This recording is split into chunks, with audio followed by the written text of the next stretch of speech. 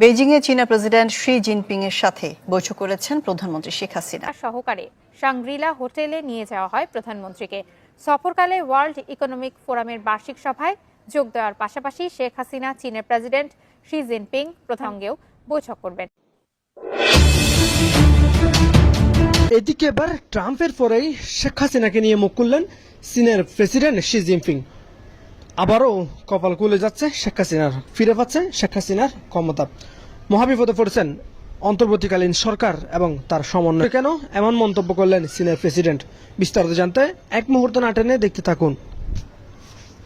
President Donald Trump দ্বিতীয় মেয়াদে ক্ষমতা গ্রহণের পর থেকে তার বিভিন্ন সিদ্ধান্তের কারণে তিক্ত সম্পর্ক তৈরি হয়েছে মুসলিম দেশগুলো, ফিলিস্তিন, ইরান সহ যুক্তরাষ্ট্রের প্রতিবেশী অনেক দেশের সঙ্গে।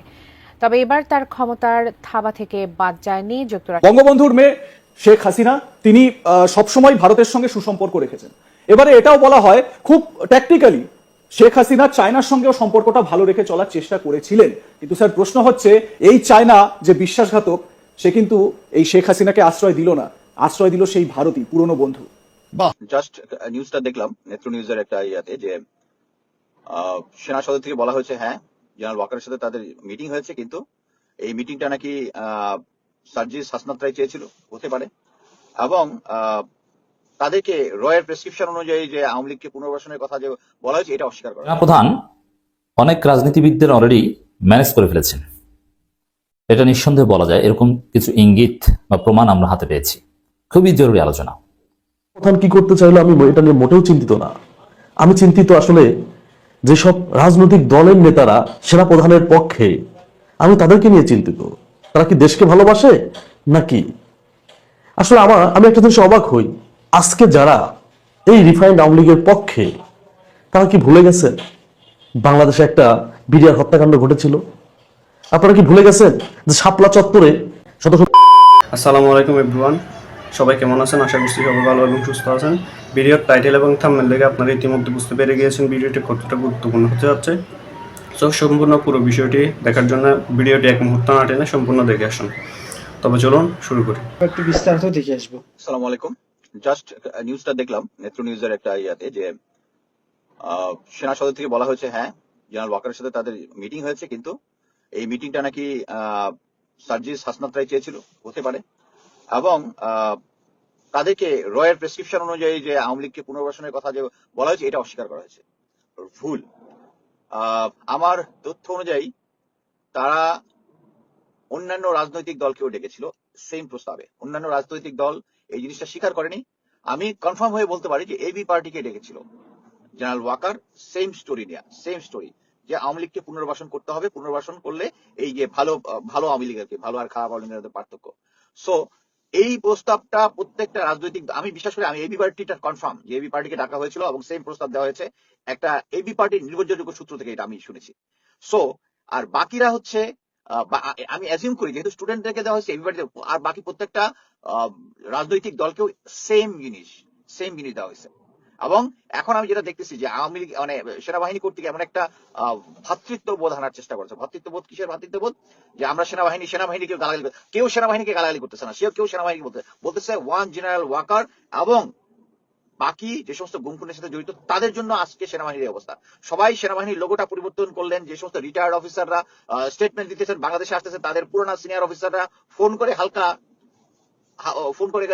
লোকজনকে একটু মনে করাই দিতেছে আর কি, আগের মতো। এখন আওয়ামী লীগের মতো পারতেছে এরকম জিনিস করতেছে। সো একটা জিনিস বুঝেন। তারপরে দেখেন ইম্পর্টেন্ট ইনফ্লুয়েন্সাররা, আমি দেখলাম যে তৃতীয় মাত্রা জিলুর ভাইকে খুব পছন্দ করতাম, হঠাৎ করে দেখি উনি জঙ্গির স্টোরি, গোয়েন্দা সংস্থার জঙ্গির নেগেটিভ পড়তেছে, এবং তারা অর্গানাইজড ভাবে এই স্টুডেন্টদের এগেনস্টে লেগেছে। স্টুডেন্টদের এগেনস্টে যে সমস্ত জিনিস দেখতেছেন যে করতেছে, এর হচ্ছে সত্য থাকতে পারে, একটা পার্সেন্টেজ থাকতে পারে, কিন্তু একদম ফুল ফ্লেজেড ভাবে যে তারা এটা ইচ্ছা করে করেছে কি জন্য? কারণ সামনে তারা সময় চাচ্ছে রাজনীতির জন্য।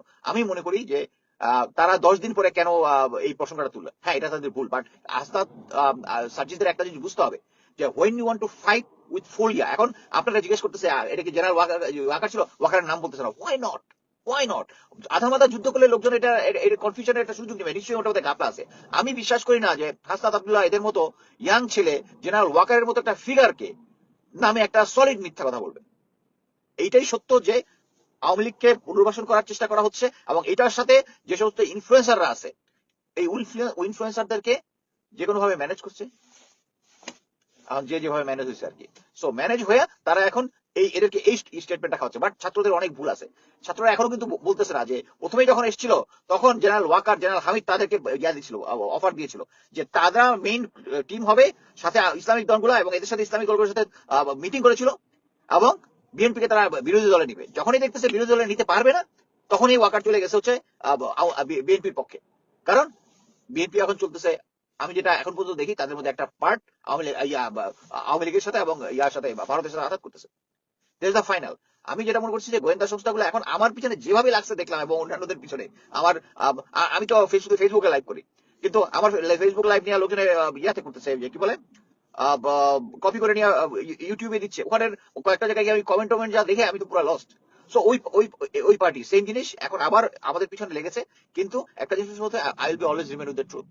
জেনারেল ওয়াকারের এগেইনস্টে সার্জিসরা এরকম কথা বলবে, শাসনাতরা বলবে, আই ডোন্ট বিলিভ। মেইন কথা হচ্ছে কেন বললো, কি বললো, সবকিছু বাদ। কথা হচ্ছে এতদিন ধরে উনি যে সমস্ত কাজ করে আসতেছে, এর মধ্যে এই ঘটনাটা কনফার্ম করতেছে। এবং সেম জিনিস এই আসিফ যে বললো যে জেনারেল ওয়াকার বলেছে যে একজন কনভিক্টেড পার্সন কিভাবে প্রধান উপদেষ্টা, উনার কাছে প্রধান উপদেষ্টা প্রফেসর ইউনূস যাকে পুরো ওয়ার্ল্ড রেসপেক্ট করে, জেনারেল ওয়াকারটাকে রেসপেক্ট করে, তাকে কনভিক্টেড মনে করতেছে।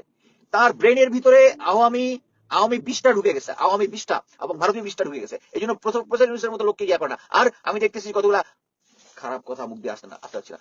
ব্লাইন্ড ভাবে ছাত্রদের দোষ করি থাকতে পারে, কিন্তু তাকে ব্লাইন্ডলি এখন জেনারেল ওয়াকারকে সাপোর্ট দেওয়ার চেষ্টা করতেছে। That's the wrong thing. আল্লাহ হাফেজ। আমি এখন একটা ইফতার পার্টি। সেনাপ্রধান অনেক রাজনীতিবিদদের অলরেডি ম্যানেজ করে ফেলেছেন, এটা নিঃসন্দেহে বলা যায়। এরকম কিছু ইঙ্গিত বা প্রমাণ আমরা হাতে পেয়েছি। খুবই জরুরি আলোচনা। এমনকি অভ্যুত্থানের পক্ষের শক্তি একেবারে অভ্যুত্থানের নায়ক এরকম রাজনীতিবিদ অনেকে ম্যানেজড হয়ে গিয়েছে। কিসে?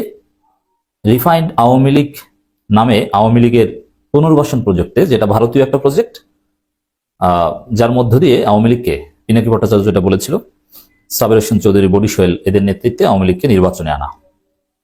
এই ভারতীয় প্রজেক্টকে বাস্তবায়ন করতে সেনাপ্রধান তো বৈঠক করেছেন ধারাবাহিকভাবে, অনেককে কিন্তু ম্যানেজ করে ফেলেছেন।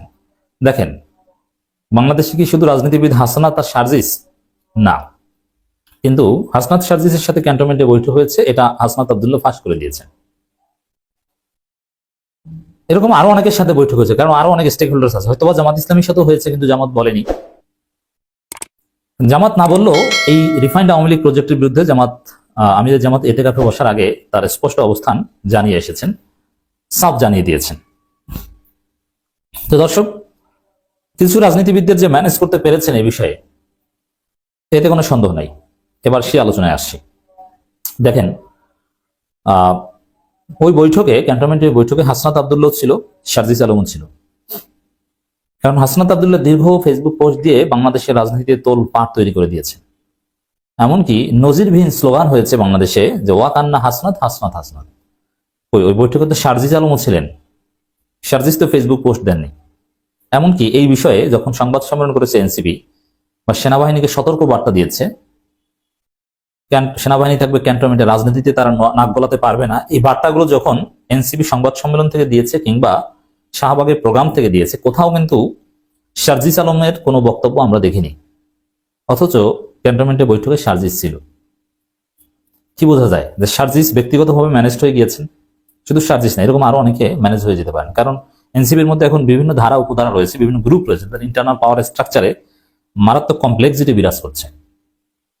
তো সেক্ষেত্রে নানান হিসাব নিকাশে, ব্যক্তিগত নানান রেইসের মূল্যায়ন অবমূল্যায়নে অনেকে ম্যানেজড হয়ে যেতে পারেন। তার মধ্যে সার্জিস আলমের গতিবিধি সন্দেহজনক মনে হয়, কারণ তিনি এই বিষয়ে কোনো কথা বলছেন না। এমনকি রাজনীতিতে সেনাবাহিনীর হস্তক্ষেপের বিরুদ্ধেও তেমন কোনো কথা বলছেন। বরং উল্টো তার আরেকটা, এটা যদি হয়ে থাকে যে অনেক রাজনীতিবিদ ম্যানেজড হয়েছেন, তাহলে এটা নজিরবিহীন একটা সমীকরণ। এখন যতই ম্যানেজড হোক, লাভ হবে না। আওয়ামী পুনর্বাসন মানে ভারতের দালালি, আর ভারতের দালালদেরকে মানুষ দিল্লি পাঠিয়ে দেবে পিটিয়ে, তাতে যেই হোক না কেন, কোনো ট্যাঙ্ক এটা ফেরাতে পারবে না, কথা স্পষ্ট। বরং যেসব রাজনীতিবিদ ম্যানেজড হয়েছেন তারা আরো ফাঁদে পড়েছেন। সেনাপ্রধানের, তারা তো কিছুর বিনিময়ে ম্যানেজ হয়েছেন, তাই না? সে বিনিময় নেবেন, পরবর্তীতে জনরোষ দেখে আবার আওয়ামী পুনর্বাসনের পক্ষেও বলবেন না, তাহলে তো আপনি ধরা পড়বেন, আপনার দুর্বলতা ফাঁস করে দিবে তারা। এর মানে আপনি ট্রাপে পড়েছেন। দর্শক, শারজিস আলমের একটা বক্তব্য, এটা যথেষ্ট সন্দেহজনক মনে হয়। সেনাবাহিনীর সাথে আমাদের কোনো দ্বন্দ্ব নেই না, এটা তো সবার কথা, সেনাবাহিনীর সাথে কোনো দ্বন্দ্ব নেই। সমস্যাটা হচ্ছে সেনা প্রধানকে নিয়ে। কিন্তু তারপরও এইভাবে বলাটা, এটা ম্যানেজ হয়ে যাওয়ার একটা আলামত। আবার বৈঠকে তিনি ছিলেন অথচ কিছুই বলছেন না। আবার এই কথাটা যে প্রোগ্রামে বলছেন, পাশেই রুহুল কবির রিজভী, যিনি এখন একেবারেই প্রমাণিত ভারতের দালাল, তার পাশে বসে সন্দেহ আরো হতে পারে। এবং রিজভিও কিন্তু বলেছেন যে আওয়ামী লীগের মধ্যে যারা অর্থ পাচারকারী না, গুলি করে নাই, গণহত্যার সাথে জড়িত নয়, তারা যদি তাদের নেতৃত্বে যদি আওয়ামী লীগ রাজনীতি করে, তাহলে কেন করতে পারবে না? আমাদের কিছু বলা নেই। এটা রুহুল কবির রিজভী বলেছেন, মানে তিনি নিজে রুহুল কবির রিজভী ম্যানেজ, আবার সেই রিজভির পাশে বসে শারজিস আলম বলছেন, দুই চার কিন্তু মিলে যাচ্ছে। সেনাবাহিনীর প্রতি শ্রদ্ধাবোধ ছিল, আছে এবং ভবিষ্যতে থাকবে বলে আশা প্রকাশ করেছেন জাতীয় নাগরিক পার্টির উত্তরাঞ্চলের মুখ্য সংগঠক শারজিস আলম। আমরা আমিরে জামাতের বক্তব্যের সাথে একমত যে সেনাবাহিনী দেশপ্রেমিক সংগঠন, কিন্তু ব্যক্তি অফিসারদের বিরুদ্ধে আমাদের আপত্তি রয়েছে। একটা ইফতার মাহফিলে তিনি কথা বলেন, সেনাপ্রধানের বিরুদ্ধে তাদের কোনো অবস্থান নেই উল্লেখ করে শারজিস আলম বলেন, অভ্যুত্থানের পক্ষের কোনো শক্তির মুখোমুখি আমরা দাঁড় করাবো না। অথচ সেনাপ্রধানকে ইঙ্গিত করে এনসিপি সংবাদ সম্মেলন করলো, সেনাপ্রধানকে ইঙ্গিত করে হাসনাত আব্দুল্লাহ বক্তব্য দিল, সেনাপ্রধানকে ইঙ্গিত করে শাহবাগে ওরা বিক্ষোভ মিছিল করলো, সেখানেও বলা হয়েছে যে ক্যান্টনমেন্টের কেউ এখন আর রাজনীতিতে নাক গলাতে পারবে না। কত ধরনের হুঁশিয়ারি দিল ইশারা ইঙ্গিতে, আর বলে সেনাপ্রধানের সাথে আমাদের কোনো বিরোধ নেই। মানে ম্যানেজড হয়ে গিয়েছেন, বোঝা যায়। মব জাস্টিস ও ন্যায় বিচার সাংঘর্ষিক মন্তব্য করে বলেন, সুষ্ঠু নির্বাচনের জন্য দেশে স্থিতিশীলতা প্রয়োজন, যে কোনো বিশৃঙ্খলা এড়িয়ে চলতে হবে। তার স্থানীয় উন্নয়ন নিয়ে কথা বলেন। অপরদিকে বিএনপি জ্যেষ্ঠ যুগ্ম মহাসচিব রুহুল কবির রিজভী বলেন, কৃষিভিত্তিক অর্থনীতি শক্তিশালী করতে পারলে দেশের প্রত্যন্ত অঞ্চলে সফলতা আসবে। এ সময় গণমাধ্যমে যাতে মালিক পক্ষ হস্তক্ষেপ করতে না পারে সেই বিষয়েও আইন হওয়া প্রয়োজন বলেও মন্তব্য করেন বিএনপির সিনিয়র এই নেতা। অনুষ্ঠানে আরো বক্তব্য দেন রংপুর বেগম রোকেয়া বিশ্ববিদ্যালয়ের উপাচার্য অধ্যাপক ডক্টর মোহাম্মদ শওকত আলী, RDRF সভাপতি। যাই হোক দর্শক, এই যে সেনাবাহিনী সেনাপ্রধান কারোর বিষয়ে কোনো কথা নেই, এর মানে তাহলে কি ওই যে রিফাইন্ড আওয়ামী লীগ পুনর্বাসনের যে প্রজেক্ট, হাসনাত আব্দুল্লাহদের যে ধমক দেয়, you lack wisdom, you lack experience, আর we are in service for 40 years, এইসব ধমক টমক এগুলো কিছু না নাকি? সেখানে তো শারজিস ছিল, শারজিসের কিছু আসে যায় না। এবং শারজিস কেন ফেসবুক পোস্ট দিয়ে জানালেন, এখন আবার কেন বলছেন কোনো দ্বন্দ্ব নেই? এটা স্পষ্ট শারজিসের মতো অনেকেই সেনাপ্রধানের মাধ্যমে ম্যানেজড হয়ে গিয়েছে to repeated refined Awami League. এটা উদ্বেগজনক, এটা রাজনীতিতে নতুন সমীকরণ চেষ্টা, নজিরবিহীন ঘটনা যে অভ্যুত্থানের পক্ষের নায়করা এভাবে ম্যানেজড হয়ে যাচ্ছে। তবে লাভ হবে না, দিন শেষে তারা পিছু হটতে বাধ্য হবে, জনরোষে পড়বে, জনগণ জেগে উঠছে। কেউ ভারত, দিল্লি, মোদি, ওয়াকার কেউ পারবে না, আওয়ামী লীগের কোনো রাজনীতি বাংলাদেশে চলবে না, কথা ফাইনাল। দেখতে পেরেছেন ভিডিওটি কতটা গুরুত্বপূর্ণ। তো এরকম গুরুত্বপূর্ণ ভিডিও আরও পাওয়ার জন্য চ্যানেলটি অবশ্যই সাবস্ক্রাইব করে রাখবেন এবং দেখা হচ্ছে পরবর্তী ভিডিওতে। সে পর্যন্ত সবাই ভালো থাকবেন, সুস্থ থাকবেন। আল্লাহ হাফেজ।